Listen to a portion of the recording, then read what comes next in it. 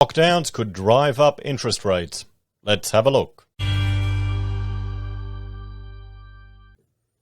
Hello everyone, Florian.Heise here and welcome to another episode of HeiseSays. Grab your stein of coffee because I want to have a look at this article written by Tarek Brooker regarding Australia's COVID lockdowns could speed up the interest rate hikes. Now, let's have a look at, Tarek is a journalist, a freelance journalist, political commentator.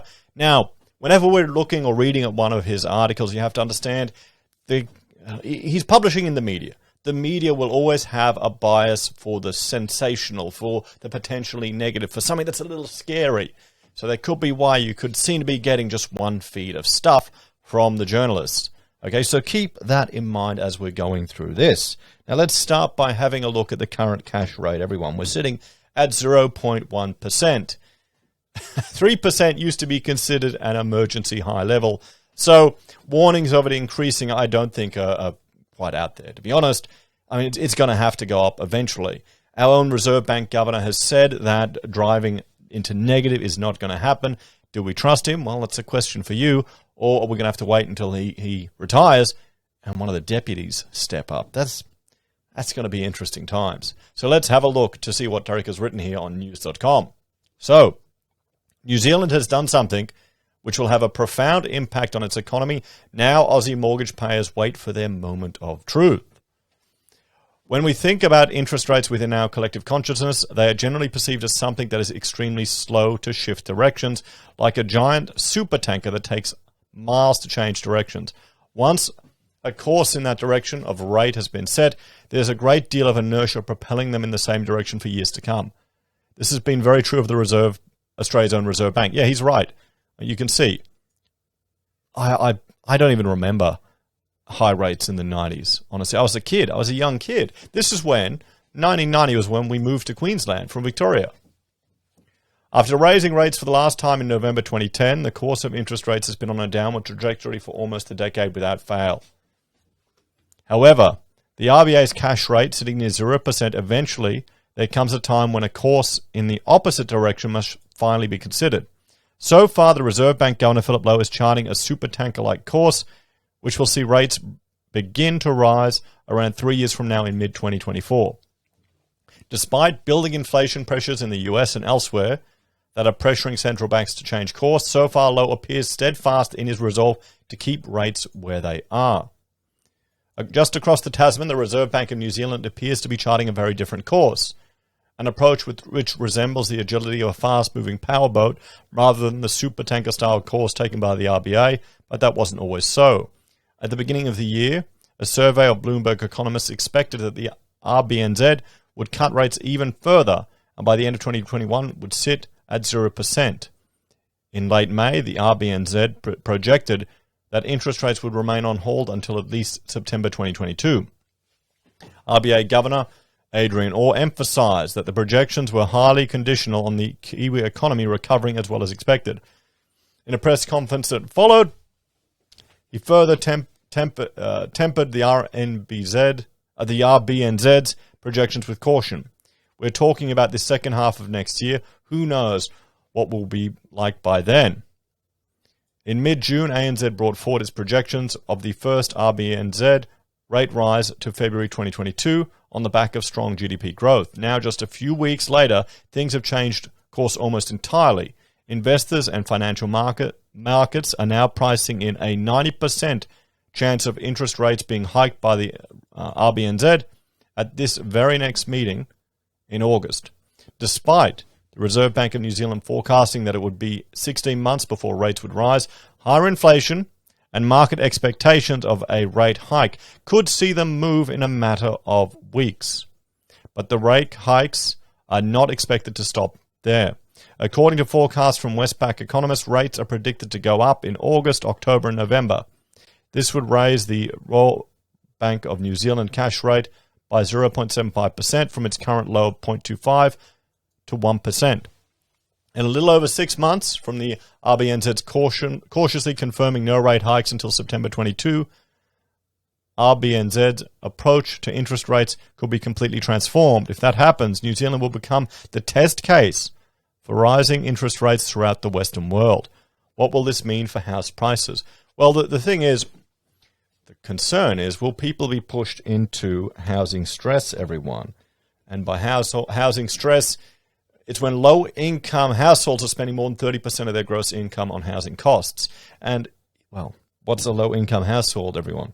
It's not the Harvard Atlas. It is, well, here in Australia, when we're looking at income, where you're sitting at about $430 a week in households. That's the thing. If you're at the top, even a 30% expenditure of your gross income on household costs isn't going to feel as bad as someone who's scraping by the bottom. And that's where an interest rate increase is going to have more impact on some people. It's not going to be uniform, guys. We're in a K-shaped economy here in Australia. You know, it's definitely a K-shaped economy. This goes up. Some people are going to feel it a lot harder than others. So what will this mean for house prices? While the strong economic recovery New Zealand has so far experienced is expected to continue, in the longer term there are concerns that rising interest rates could begin to drag significantly on the Kiwi economy. But perhaps the biggest test will be for the property market. After seeing the median price of residential property in New Zealand increase 28.7% from $637,000 in June to $820 in June 2021, there are concerns about the impact rapidly rising rates may have. Perhaps the biggest test will be for the property market. There you go. That's repeating. I've caught the data wrong. According to one analyst by interestco.nz, journalist David Hargraves, if ANZ's forecast of 1.5% rate rise by November 2022 are realised, the monthly amount a first home buyer must make in repayments on their median first home would rise by 17.5%. Over the life of a 30-year loan, including expected interest, costs, and fees, that's an increase of 78.9% compared to what they're paying currently. This is the thing, where interest rates are so low, the repayments that people are making on their mortgage are really tiny when you look at the interest. Now, the thing is, how many people are already at the edge?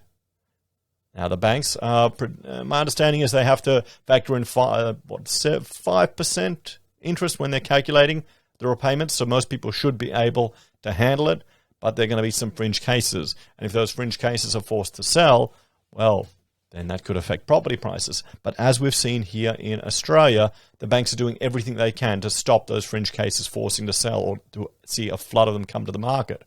We've got no foreclosures until next year, again, extended. You've had mortgage holidays, guys, that have been extended again and again.